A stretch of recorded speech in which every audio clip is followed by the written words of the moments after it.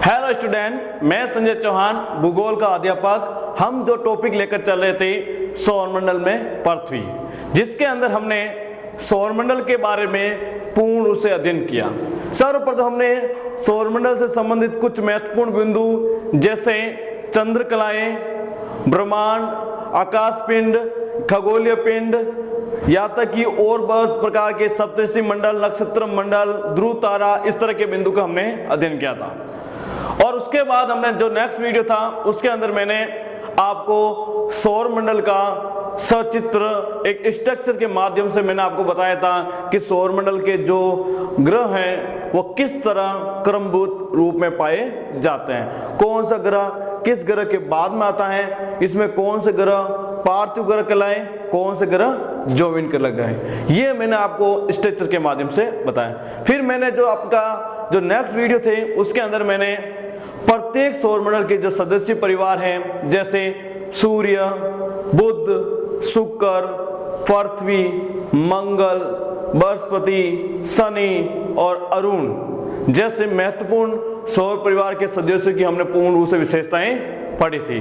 और ये विशेषताएं हमने एक एक बिंदु के माध्यम से पढ़ी जिससे अपन को प्रत्येक बिंदु का आसानी से उसका अर्थ समझ में आ सके। फिर हमने देखा था कि ये जो टॉपिक है आपके जो क्लास 6 में अति महत्वपूर्ण सवालों में से एक है। साथ में ये जो टॉपिक आपके फ्यूचर के अंदर देखा जाए तो बहुत सारे एग्जाम फाइट के लिए भी अति महत्वपूर्ण माने जाते हैं। तो आपको इस टॉपिक को बड़े घोर या ध्यान लगाकर सुनना है, समझना है और पढ़ना है। और इसके जो पीडीएफ के अंदर जो नोट्स हैं उनको भी आपको अपने नोट्स बुक्स के अंदर बनाने हैं और पढ़ने हैं और याद करने हैं। आज अपन सौरमंडल का जो अंतिम ग्रह है वो है वरुण ग्रह। वरुण ग्रह के अपन विश्लेषण करेंगे, उसकी विशेषता पढ़ेंगे और उनके बारे में जानेंगे। ये अपन जब वरुण ग्रह के बारे में जानते हैं तो इसका जो पहला बिंदु है वो देखिए बच्चों, यह हरे रंग का ग्रह है। देखो आपने देखा होगा पृथ्वी नीला ग्रह है, शुक्र चमकीला ग्रह है, उसी प्रकार हमारा जो वरुण ग्रह है वो किस रंग में दिखाई देता है? हरे रंग में दिखाई देता है। यदि आपसे बच्चों पूछ लिया जाए कभी ऑब्जेक्टिव क्वेश्चन के अंदर या फिर आपके थ्योरी के अंदर आपसे ये पूछ लिया जाए बच्चों कि सौरमंडल के अंदर पाए जाने वाले प्रमुख ग्रहों में से ऐसा कौन सा ग्रह है जिसका रंग हरे रंग का पाया जाता है, तो इसका उत्तर क्या होगा बच्चों? वरुण ग्रह। कौन सा होगा? वरुण ग्रह। यदि बच्चों आपको पूछ लिया जाए नीला रंग का कौन सा ग्रह है, तो नीला रंग का ग्रह किसे कहते हैं? पृथ्वी को कहते हैं। किसे कहते हैं? पृथ्वी को कहते हैं। क्यों कहते हैं? तो उसका कारण मैंने आपको बताया था कि पृथ्वी की जो धरातल है उसके अधिकांश भाग पर क्या पाया जाता है? जल, जो आसमान में किस रंग का दिखाई देता है? नीले रंग का दिखाई देता है। इसलिए इसे नीला ग्रह कहा जाता है और इसे क्या कहा जाता है? हरा ग्रह। और अपन को शुक्र ग्रह की बात करें तो शुक्र ग्रह को चमकीला ग्रह कहा जाता है क्योंकि इसकी चमक सभी ग्रहों की तुलना में सबसे अधिक होती है और इसको रात को और सुबह जल्दी इसको ग्रह को आप आसानी से देख सकते हैं। आगे देखते हैं अपन। और यह सूर्य से सबसे अधिक दूरी पर स्थित है। यह सूर्य के क्या है? सबसे अधिक दूरी पर। आपको मैंने कहा था कि ये सबसे दूरी अधिक क्यों है? यदि अपन लाइन पर खड़े हों नंबर 1 से लेकर नंबर 8 तक तो आपको मालूम होगा नंबर 1 की तुलना में नंबर 8 क्या होगा? हमसे क्या होगा? दूर खड़ा होगा। उसी प्रकार ये जो ग्रह हैं वो क्रमबद्ध रूप से नंबर 1 से लेकर 8 तक पाए गए, जैसे बुध, शुक्र, पृथ्वी, मंगल, बृहस्पति, शनि, अरुण और लास्ट में ये वरुण। तो सबसे लास्ट में होने के कारण इसके सूर्य के बीच की दूरी क्या है? सबसे अधिक है। और सबसे निकटतम कौन सा होगा? बुध ग्रह। कौन सा हुआ? बुध ग्रह। देखो ये सबसे अधिकतम दूरी का हो गया और निकटतम कौन सा हो गया बच्चों? निकटतम हो गया आपका बुध ग्रह। कौन सा ग्रह हुआ बच्चों? बुध ग्रह।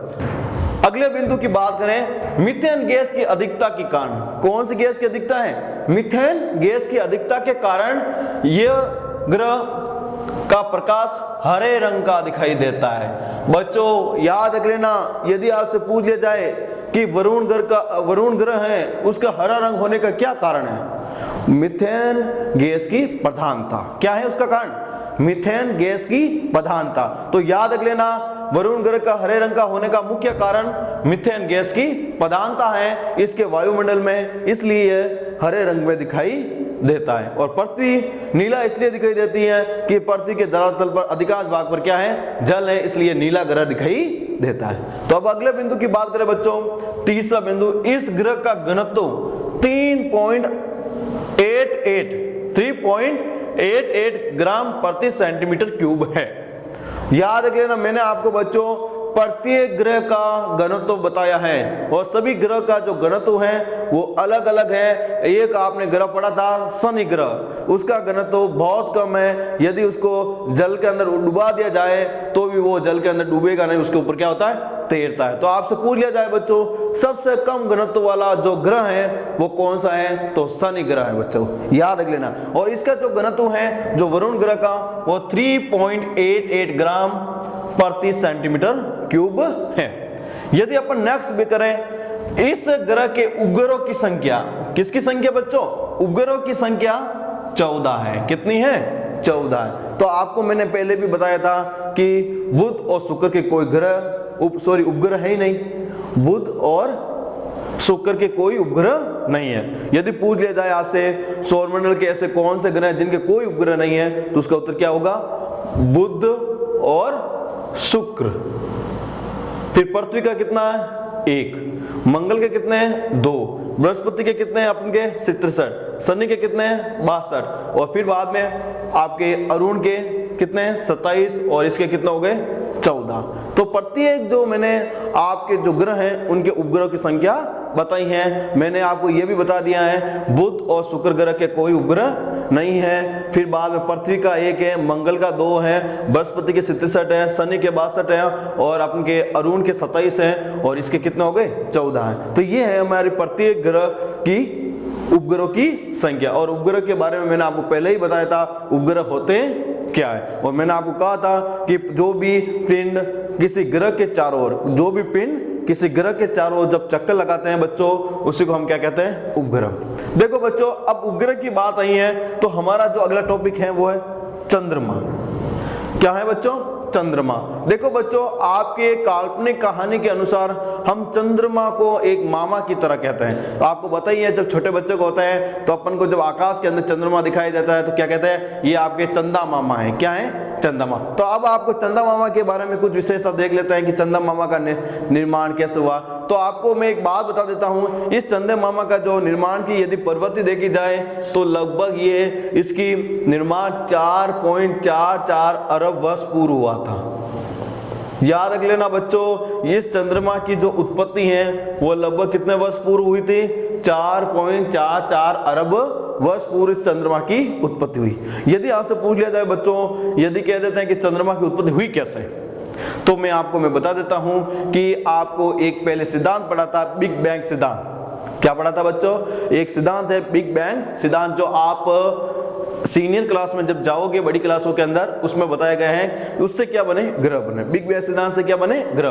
और फिर बाद में एक और फिर पृथ्वी का अंदर एक प्रक्रिया हुई जिसके दौरान पृथ्वी के कुछ हिस्सा टूटकर क्या हुआ, अलग हुआ। उसे कहा जाता द बिग प्लेट सिद्धांत, द बिग प्लेट सिद्धांत। और उसके कारण चंद्रमा की जगह जो है आज वो पहले पृथ्वी का भाग था जो टूटकर क्या हो गया, अलग हो गया। और वर्तमान में जो जिस स्थान से ये चंद्रमा टूटकर अलग हुआ वो स्थान है प्रशांत महासागर में। कहां पर है बच्चों, प्रशांत महासागर के अंदर ये स्थान पाया जाता है। और प्रशांत महासागर के अंदर ये जो स्थान है वो मैरियाना गर्त के नाम से जाना जाता है। किस नाम से जाना जाता है बच्चों, मैरियाना गर्त। ये मैरियाना गर्त है वो विश्व का सबसे गहरा गर्तों में से एक है। याद रख लेना बच्चों, याद रखना चंद्रमा की उत्पत्ति कब हुई थी, 4.44 अरब वर्ष पूर्व। वो किस भाग से टूटकर अलग हुआ था, प्रशांत महासागर के अंदर से हुआ। और वहां पर एक गड्ढा बना, उसको क्या कहा गया, मैरियाना गर्त, जिसकी जो गहराई है 11,033 मीटर। 11,033 मीटर है इस मैरियाना गर्त की गहराई। और आपको पता ही है समुद्र के अंदर या महासागरों के अंदर इस तरह 57 गर्तों के नाम बताए गए। कितने गर्त बताए गए, मुख्य 57, जिनमें सबसे ज्यादा जो गर्त है वो प्रशांत महासागर में ही पाए जाते हैं। तो बच्चों अपन इस चीज को छोड़कर पुनः अपन अपने उपग्रह चंद्रमा के ऊपर चलते हैं, जो पृथ्वी का एकमात्र प्राकृतिक उपग्रह है। ये पृथ्वी का एकमात्र क्या है, प्राकृतिक उपग्रह। एकमात्र प्राकृतिक उपग्रह की बात करें तो सबसे पहले अपन एक बिंदु पढ़ते हैं, चंद्रमा पर पहला कदम।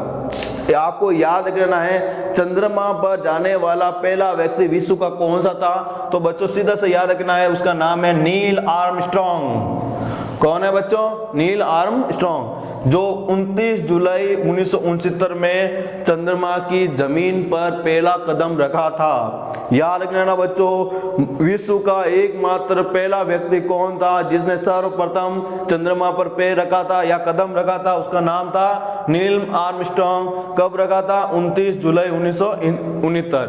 यदि बच्चों आपसे पूछ लिया जाए विश्व को, तो आपको पता चल गया। यदि भारत का पहला ऐसा व्यक्ति कौन सा था जिसने सर्वप्रथम चंद्रमा पर कदम रखा, तो उसका नाम था बच्चों राकेश शर्मा। कौन था बच्चों? राकेश शर्मा। राकेश शर्मा भारत। तो याद रख लेना बच्चों कि विश्व का एकमात्र जो सबसे पहले पैर रखा था नील आर्मस्ट्रॉन्ग, और भारत का पहला व्यक्ति कौन था? राकेश शर्मा, जिसने सर्वप्रथम चंद्रमा के ऊपर अपने पैर जमाए थे। उसके बाद विश्व के बहुत सारे लोग ऐसे चंद्रमा पर गए थे। आपको मालूम ही है हमारी देश की पहली महिला जो मूल रूप से भारत की थी, वो थी कौन सी? सुनीता। वो भी चंद्रमा पर जा चुकी हैं। और उसके बाद आपको मालूम ही है भारतीय रूप के अंदर जाने वाली, जो भारत देश से जाने वाली जो एक महिला थी, उसका नाम था कल्पना चावला। जब वो चंद्रमा पर गई थी और चंद्रमा से वापस लौट रही थी, उस समय उसके कुछ एरोप्लेन के क्रैश हो गया या मिसाइल के अंदर कुछ ऐसा क्रैश हो गया, जिसके कारण वो बीच रास्ते के अंदर उसकी क्रैश होने से दुर्घटना के दौरान उसकी क्या हो गई थी? मृत्यु हो गई थी। तो वही चंद्रमा है, उसकी हम विशेषता देखते हैं अपन। पहला, चंद्रमा पृथ्वी का एकमात्र प्राकृतिक उपग्रह। मैंने आपको पहले ही कहा था कि पृथ्वी का एकमात्र प्राकृतिक उपग्रह कौन सा है? चंद्रमा। यदि आपसे पूछ लिया जाए कि पृथ्वी से द्वारा पृथ्वी के ऊपर मानव द्वारा छोड़े गए भारत के उपग्रह कौन से हैं? वापस सुन लेना बच्चों, चंद्रमा की तरह पृथ्वी पर चंद्रमा के ऊपर देखते हैं तो अपन अगले बिंदु जो प्राकृतिक उपग्रह थे वो तो हमने पढ़ लिए। अब जो कृत्रिम उपग्रह हैं उनके नाम बताए जा रहे हैं। जैसे पहला जो कृत्रिम उपग्रह था जो भारत के द्वारा छोड़ा गया था, याद रख लेना बच्चों, भारत के द्वारा छोड़े गए प्रथम कृत्रिम उपग्रह का नाम है आर्यभट्ट। कौन सा है बच्चों? आर्यभट्ट, जिसके जो छोड़ने की जो वर्ष है वो 1975 के अंदर इस उपग्रह को छोड़ा गया था। यदि बच्चों आपका दूसरे पूछ लिया जाए तो उसका दूसरे का नाम है भास्कर 1। भास्कर 1 इसकी जो छोड़ा गया वो छोड़ा गया था 1979 में। कब छोड़ा गया बच्चों? 1979 में। यदि अपन तीसरे की बात करें तो वो है अपन का एप्पल, सॉरी आपका तीसरा है एप्पल और चौथा है आपका रोहिणी। ये महत्वपूर्ण जो उपग्रह हैं जो भारत के द्वारा पृथ्वी के चारों ओर एक कक्ष बनाने के लिए छोड़े गए हैं, जो हमारी संचार प्रणाली को विकसित करता है। अपन नेक्स्ट बिंदु की बात करें बच्चों, चंद्रमा का जो व्यास पृथ्वी के व्यास के केवल 1/4 है। चंद्रमा का जो व्यास है वो पृथ्वी के व्यास का कितना है? 1/4। मतलब मान लो कि चंद्रमा का व्यास 100 किलोमीटर है, सॉरी पृथ्वी का व्यास कितना किलोमीटर है? 100 किलोमीटर। तो चंद्रमा का कितना होगा? 25 किलोमीटर। यदि अपन चंद्रमा का 100 किलोमीटर मान ले तो पृथ्वी का कितना होगा? 400 किलोमीटर। कितना होगा? 400 किलोमीटर। तो बच्चों अब नेक्स्ट बिंदु की बात करें, चंद्रमा पृथ्वी से 3,84,400 किलोमीटर दूरी पर स्थित है। याद रख लेना बच्चों, चंद्रमा और पृथ्वी के बीच कितनी दूरी है? 3,84,400 किलोमीटर। याद रह जाएगा बच्चों, 3,84,400 किलोमीटर स्थित है। और 3,84,400 किलोमीटर की जो दूरी है वो हमेशा समान नहीं रहती, कभी इसकी दूरी घट जाती है, कभी दूरी कम हो जाती है, लेकिन ये औसत रूप में ये पाई जाती है। और जब ये दूरी घटती है और कम होती है उस समय दो स्थिति होती है, एक अब्बू और एक उब्बू। दो स्थिति बनती है। जब निकटतम दूरी होती है वो होती है उब्बू। याद रख लेना बच्चों, पृथ्वी व चंद्रमा की निकटतम दूरी, याद रख लेना बच्चों, पृथ्वी व चंद्रमा की जो निकटतम दूरी है बच्चों क्या कहलाती है आपको? उपभू। क्या कहलाती है? उपभू। और यदि आपसे बच्चों पूछ ले पृथ्वी और चंद्रमा की अधिकतम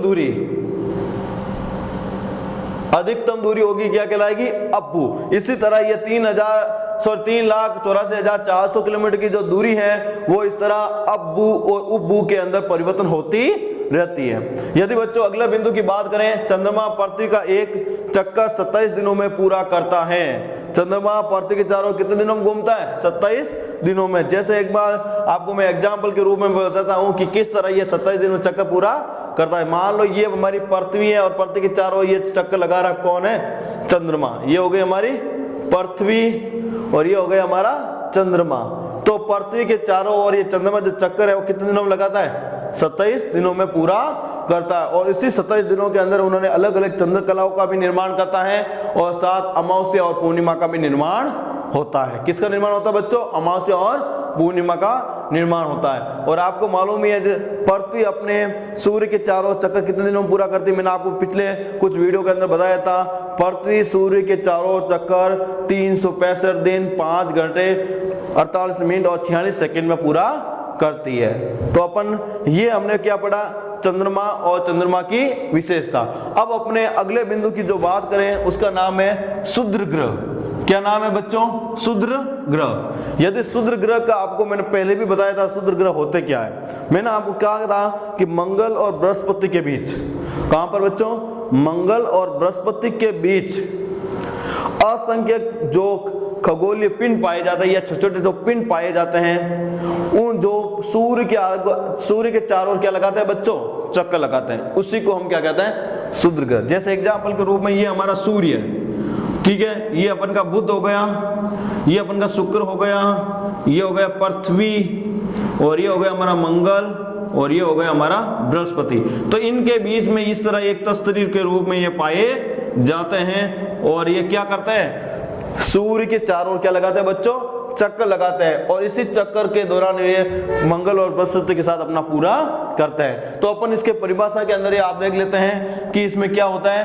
तारों, ग्रहों एवं उपग्रहों के अतिरिक्त मंगल और बृहस्पति ग्रहों के बीच असंख्यक छोटे पिंड जो सूर्य के चारों ओर चक्कर लगाते हैं उसे हम क्या कहते हैं? क्षुद्र ग्रह कहते हैं बच्चों। क्या कहते हैं? क्षुद्र ग्रह। मैंने आपको यही बताया था, जिस प्रकार हमारी ये ग्रह है, उपग्रह है या कोई तारे हैं, जिस तरह सूर्य के चारों ओर क्या लगाते हैं बच्चों? चक्कर लगाते हैं, उसी प्रकार ये क्षुद्र ग्रह है वो भी सूर्य के चारों ओर क्या लगाते हैं? चक्कर। लेकिन ये पाए किसके बीच में जाते हैं? मंगल और बृहस्पति के बीच में पाए जाते हैं। इसीलिए इनको क्या कहा जाता है? क्षुद्र ग्रह। आपको मालूम है बच्चों, क्षुद्र ग्रह होते हैं वो फिक्स है, मंगल और बृहस्पति के बीच में ही पाए जाएंगे, इसके अलावा कहीं भी देखने को नहीं मिलेंगे।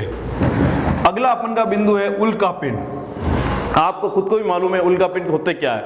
देखो बच्चों, आपने कभी कभी रात के समय कुछ तारे टूटते हुए देखते हैं।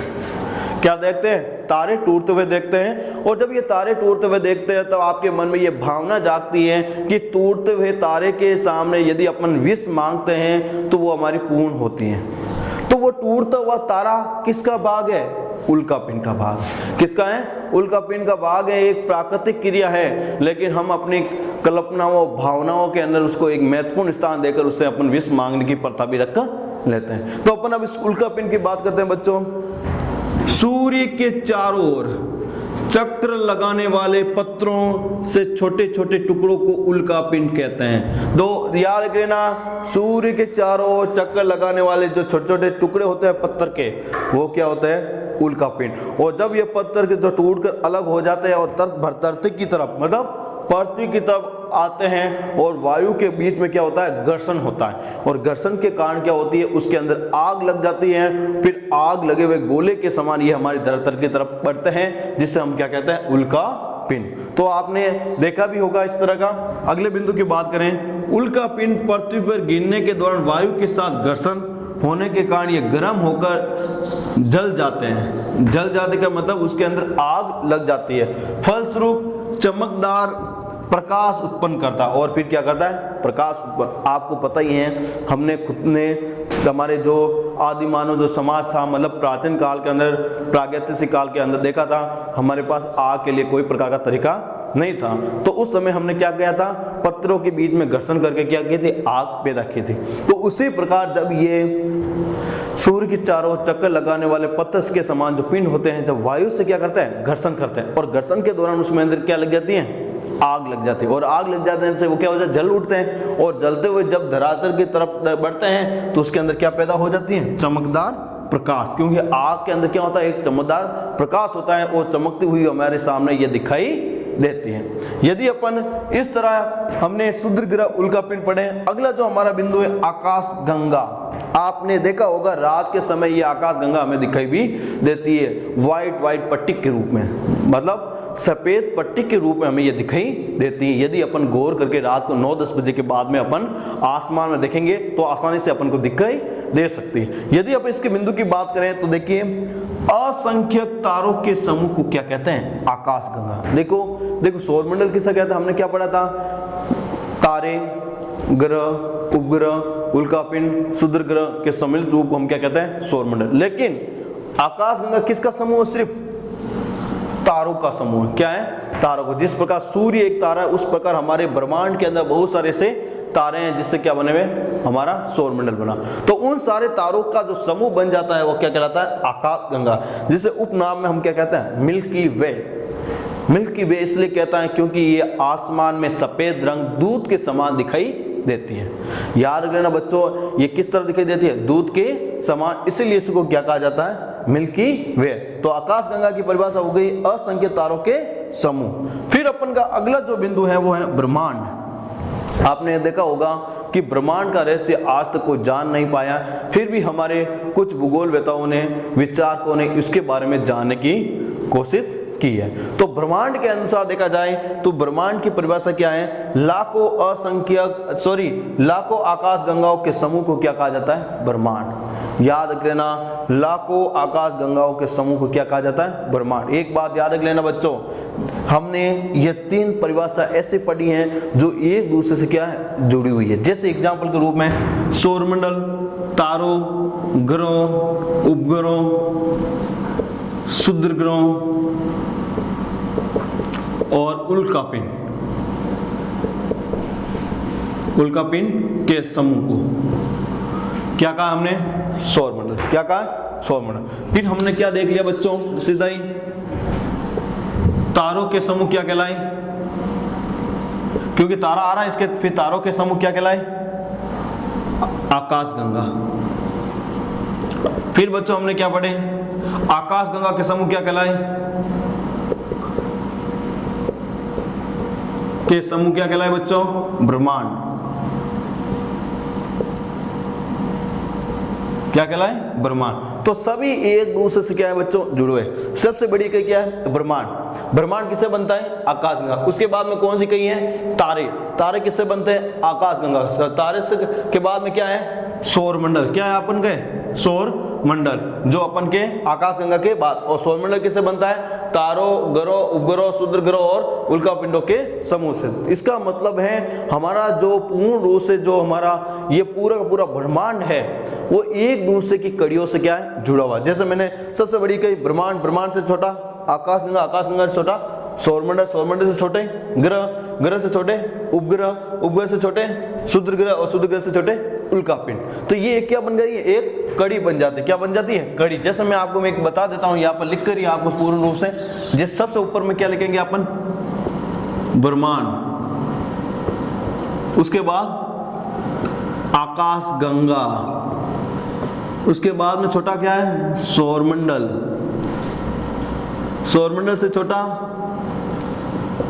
तारे, तारे से छोटा ग्रह, ग्रह से छोटे उपग्रह, उपग्रह से छोटे क्षुद्र ग्रह, क्षुद्र ग्रह से छोटे उल्कापिंड, इस तरह एक क्या बन जाती है, एक कड़ी बन जाती है जो हमारे सौरमंडल में पृथ्वी का एक रूप के पूर्ण रूप से हम क्या कर लेते हैं, अध्ययन कर लेते हैं। हम सबसे पहले अपन ब्रह्मांड है सबसे बड़ी इकाई, उसके बाद छोटी इकाई आकाशगंगा है, उसके बाद सौरमंडल, उसके बाद तारे, फिर ग्रह, उपग्रह, क्षुद्र ग्रह और उल्कापिंड। इस तरह ये कि हमारे सौरमंडल में पृथ्वी का पूर्ण रूप से टॉपिक का विश्लेषण होता है। तो आज हमने बच्चों क्या देखा कि सौरमंडल में पृथ्वी है, जिसमें हमने पूर्ण रूप से सौरमंडल के बारे में, उनके उपग्रह के बारे में, या तक कि सौरमंडल में पाए जाने वाले प्रमुख सदस्यों के बारे में हमने विस्तार के साथ अध्ययन किया है। हमारा जो नेक्स्ट जो टॉपिक है अक्षांश और देशांतर से संबंधित है, उसको अपन नेक्स्ट वीडियो के अंदर अच्छी तरह से डायग्राम के माध्यम से, विश्लेषण के माध्यम से हम आपको समझाएंगे,